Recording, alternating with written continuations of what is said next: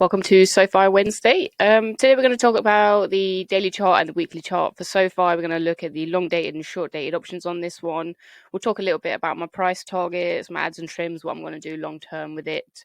And also we'll touch on a little bit of SoFi news that's out recently and a quick look at the general market overview. So that'll be the economic data yesterday and what's coming out today. First up, we've got the daily chart here. We've had this bit of a sell off here. Let's have a look, see how much we've pulled back. About 16%. So not earth shattering, but it does put us back in this really boring, tedious range that we were chopping in out of. This breakout initially looked really good. Looked like it was going to have a nice back test, but then we've had this 2-day sell off. We'll talk about that a little later in the news section and what's causing some of this. But for the most part, we're back under the volume shelf, so we should be able to make our way back to that at some point. I don't see price going below these lows here at 623 unless something catastrophic happens with the market. For the most part, fundamentally, the company is doing very well. It's growing still at a consistent rate, and there's a lot of new products coming out. Anthony Noto's done a few interviews recently that have been really good. I do recommend you go on YouTube and check them out. It's been very informative. He's sounding very confident, and that makes me feel very confident. Right. Price targets for this one, talk about this a lot. I don't really want to trim too much under 14, but I do have a couple of areas picked out. This kind of $10 range, this is a measured move price target here. I have taken profit on this one before, which makes it a really nice kind of area of confluence.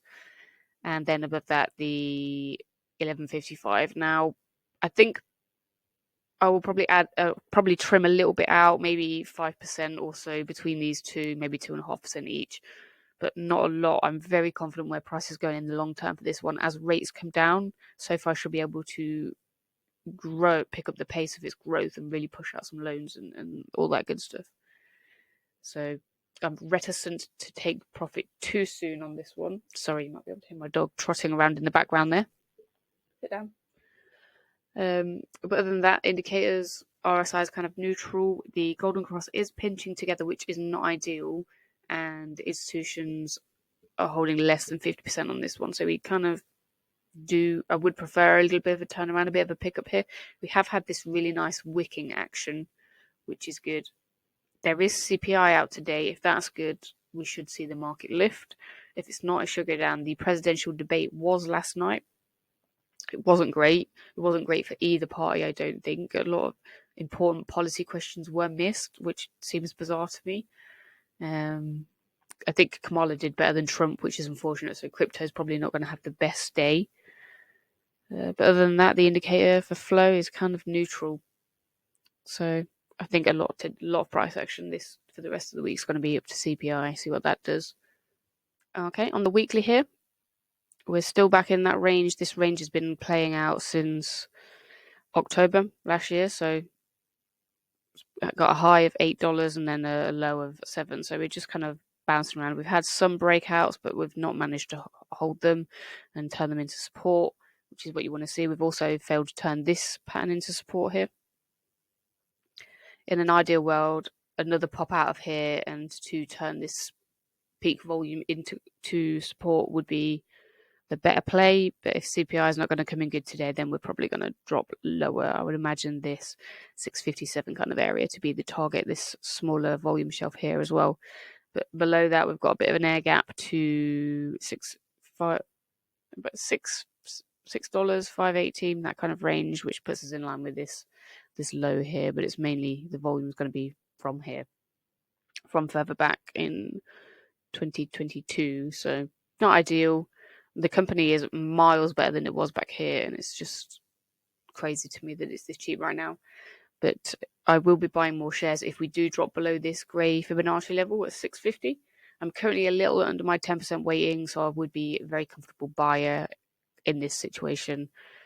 So we'll see how it goes. I'm not much under the 10% weighting, so I don't think there's too much point in buying now since there's a lot of dips happening. So I'm trying to maneuver funds where they're going to be the most impactful, and right now I think that's going to be PayPal. So that's kind of what I'm focusing on, PayPal and the miners, that is. For the open options interest here on SoFi, we've got support here at $7, which we popped under and we've promptly popped back over. So it's nice to see that one kind of holding. Underneath that, we've got the 650 kind of range. That's kind of the area I'd like to add more in if we get there.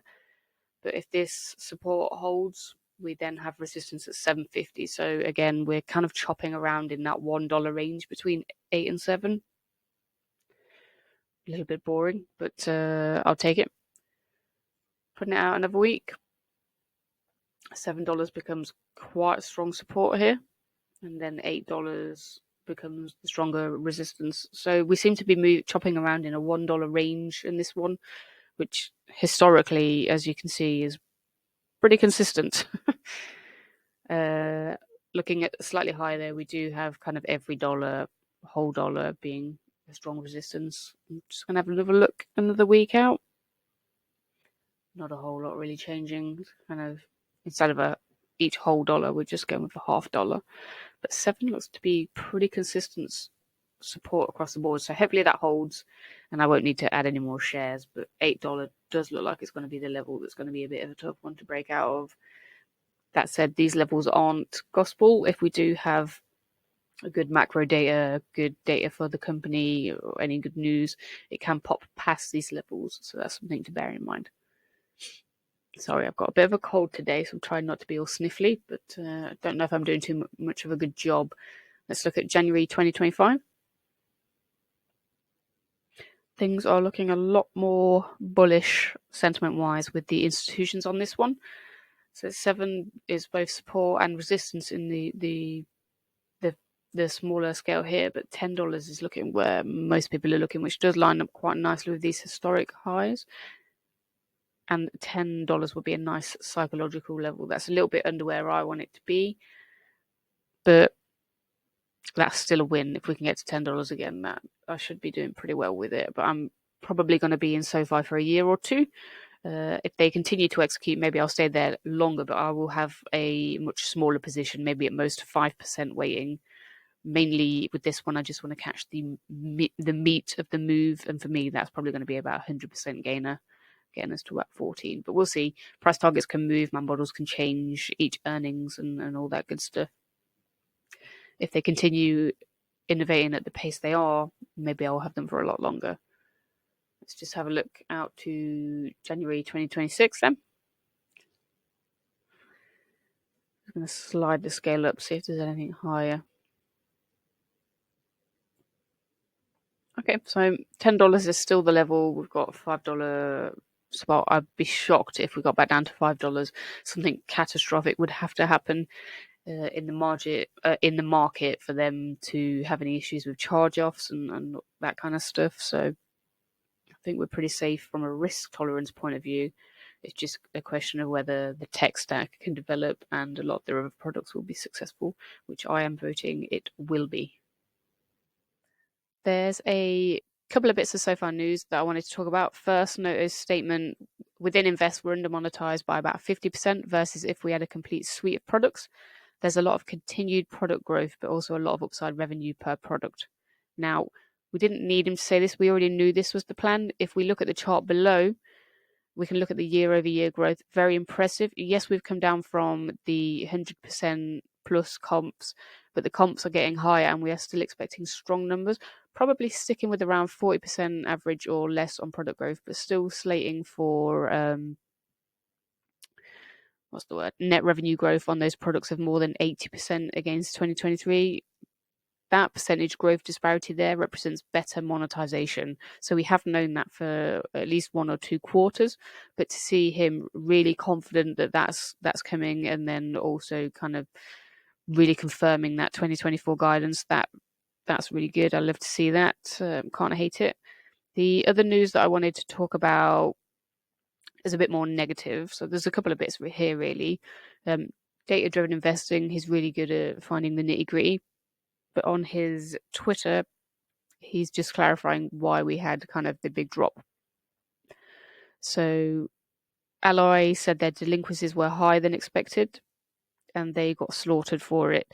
It did drag down the fintech sector in general, despite the fact most of those delinquencies were specifically related to auto loans. I just want to remind people that we haven't seen the same commentary from SoFi or several of the other larger, more affluent banks as well. So Noto has been on record. I can't remember where the interview was, but he did go on one of the news shows, and he did say the consumer is doing well and that credit was looking good and they are well within tolerances. And even in the last earnings deck, there was a slide on it and they're well in safe levels. So I think the sell-off was a bit much, and really this news should have been taken on a bank per bank basis, not kind of broad spread, but it did enable some people to buy a really nice dip, and we did have some nice wicking action recently as well. The only other thing that I wanted to talk about was the Basel, whatever, I can never pronounce it, situation. It's popped back up. Basically, that's a proposition that will require larger banks to have more capital on hand. Now, this would restrict lending and liquidity for most banks, but the markets in general as well will get hit if this is kind of passed. So it's worth keeping an eye on that one. But again, I don't think this is going to be too much of a headwind for the markets. I think a lot of liquidity is coming anyway, and the government's going to have to spend. They've got no choice. They're going to have to print. They're going to have to inflate their way out of it. I don't see the numbers the government's working with the debt and all that stuff. It's just they're not going to be able to pay back. You can tax people more all you want. It's just going to grow. The only really way out of it is print your way out of it or grow your way out of it, and it's probably going to take a combination of the two. Economic data for Tuesday, though, we were quite light on the data front. We had the business optimism index. We did slip down a little bit past or below consensus and forecast, which isn't ideal.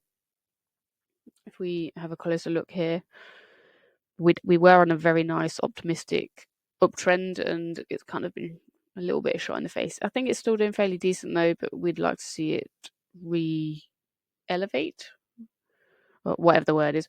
But yeah, things are it was on a little bit of a downtrend, and we have kind of, if you're looking at like a chart, doing a back test here, but really we don't want to see it go lower than this because that's going to signal there's a lot more worry creeping in. Ideally, we want to be back over 100. Put this to max, we can see that typically anything under this kind of 94 range is pretty bearish. So we want to be looking more positive on this one. But this week there is also obviously we've had the presidential debate, we've got the CPI, we've got, I think, the Fed rate decisions next week. I need to check that out, to be fair. But there's a lot going on in the markets right now, and September is just crushing a lot of portfolios in a lot of assets. So I think that's probably not helping. Other than that, though, we just had Redbook, which was a little better than expected. And then later today, before market open, we've got the really important core inflation data and CPI. So be cautious. They're expecting quite a decent job. Consensus is 2.6 and forecast 2.7. So fingers crossed. If you found this content helpful at all, give me a like, share with your buddies, and subscribe to my channel. I've changed my kind of format a little bit, so hopefully it's a little bit better and it's a little bit easier to understand what I'm trying to talk about. And I've got rid of the weekly wrap-ups and figured I'd just start doing it daily, so it's more current. Otherwise, I feel like the data was getting a bit passed on too late. So hopefully this is better, and I'll see you tomorrow.